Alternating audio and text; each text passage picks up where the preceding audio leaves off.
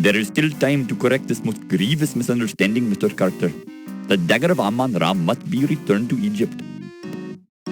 Stay out of my way, or I'll thrash you within an inch of your life.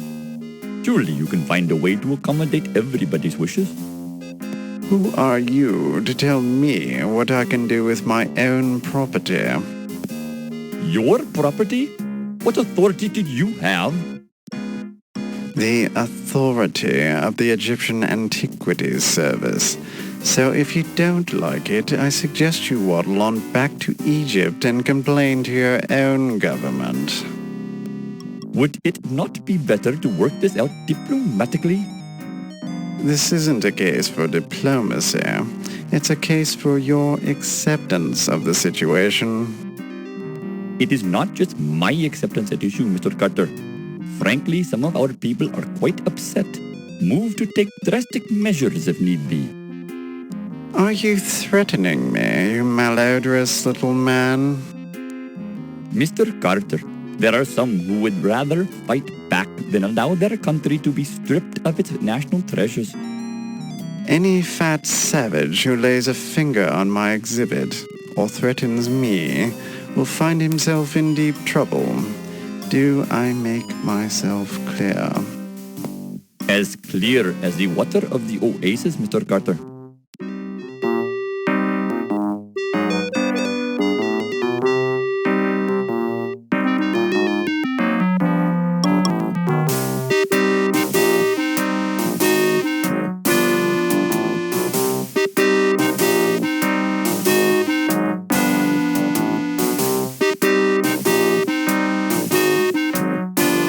Be careful with that steamer trunk, young man. It's exceedingly valuable. It sure is heavy, Mr. Carrington. You got gold bars in here or something? The contents of my trunk are not your concern. Now be a good lad and take it to my taxi. The Countess is waiting.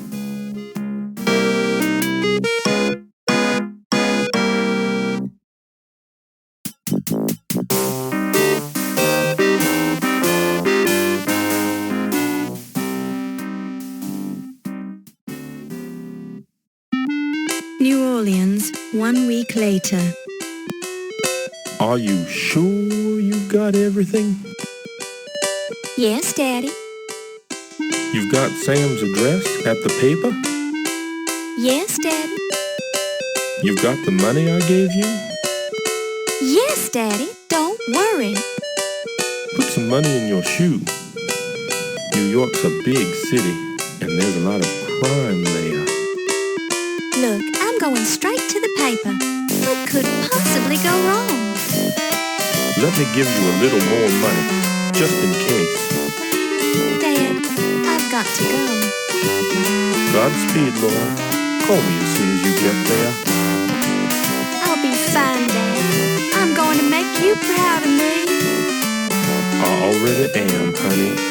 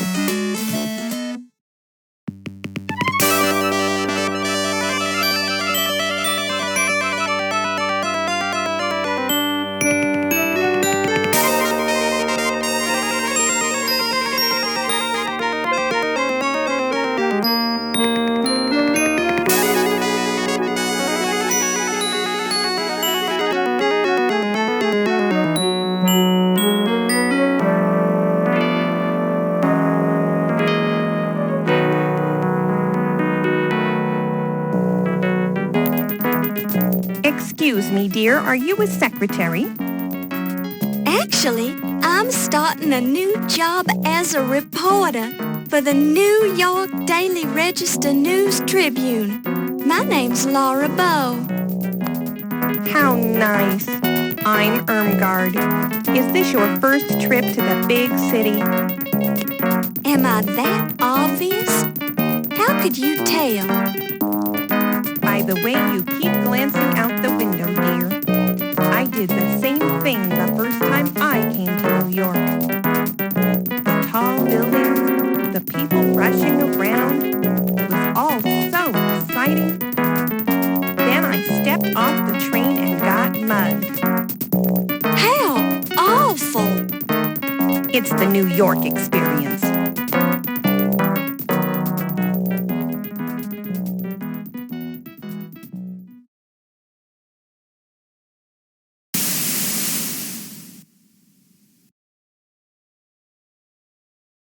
Thank you, dear. You're very kind. I've enjoyed traveling with you.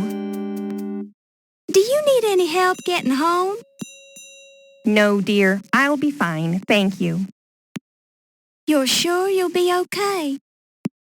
Yes, thank you. Goodbye.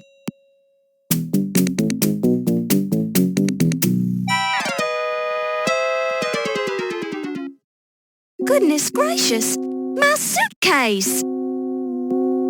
Can you spare a dime, miss? Certainly, sir.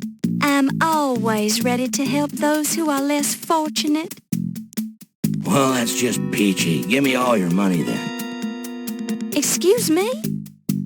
Hand it over. This seems very unfair. Welcome to New York, kid.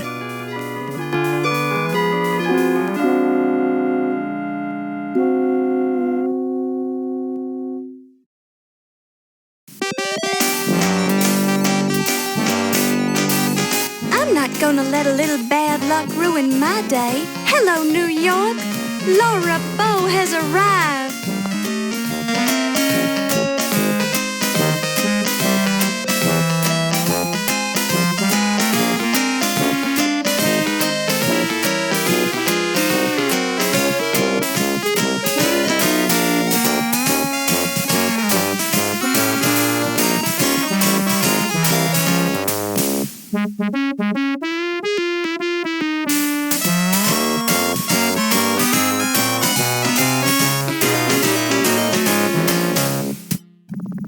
My destiny awaits.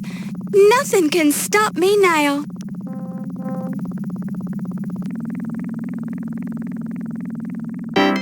I really want to thank you for hiring me, Mr. Augustini.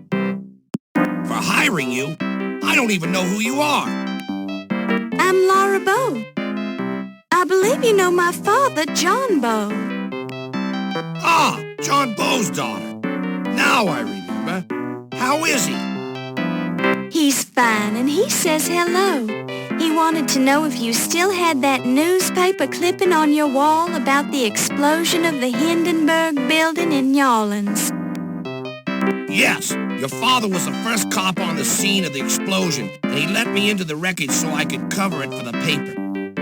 I rescued Rupert Hindenburg from his burning office, wrote about it, and made a name for myself as a reporter. I owe John a lot for that. Think you can handle being a reporter for a big city paper? I'll do my best, sir.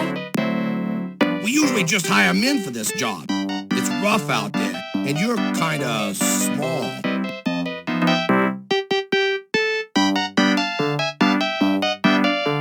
I can do it, Mr. Augustini. Just give me a chance. All right, as a favor to my old pal John, but I'll be keeping a close eye on you. Thank you, sir. For your first assignment, I want you to write about a burglary. Some kind of fancy knife was stolen from the Lion Decker Museum. I'll arrange for you to attend the fundraiser at 7 o'clock tonight for their new Egyptian exhibit. Everyone will be there. Tell them you're covering the society news so they won't clam up on you. You won't regret it, sir. I have a nose for news. Just keep your nose out of trouble. Here's your official notebook and your pencil. It already has Crodfoller's notes in it. Have the story ready by 3 tomorrow, or you're out of a job.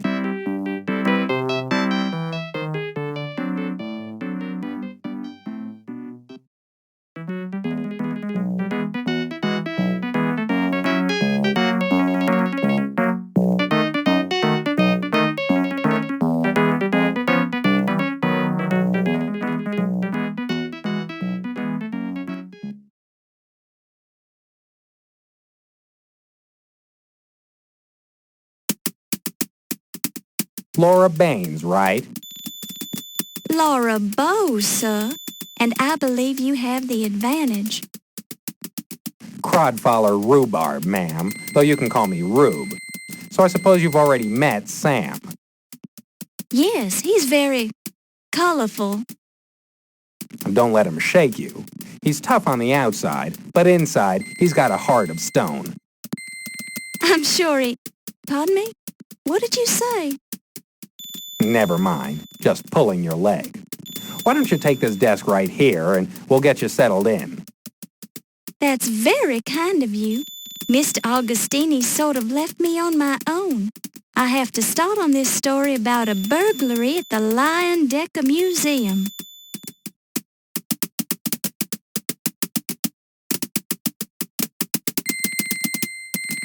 This is now your desk.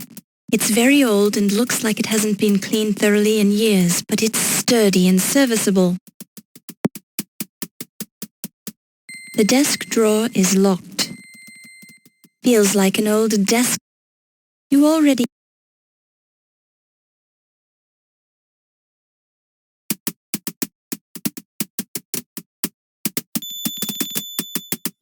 I'm so excited. After all, I mean, that is unusual. I'm busy right now, girlie. Love to help you out sometime, though.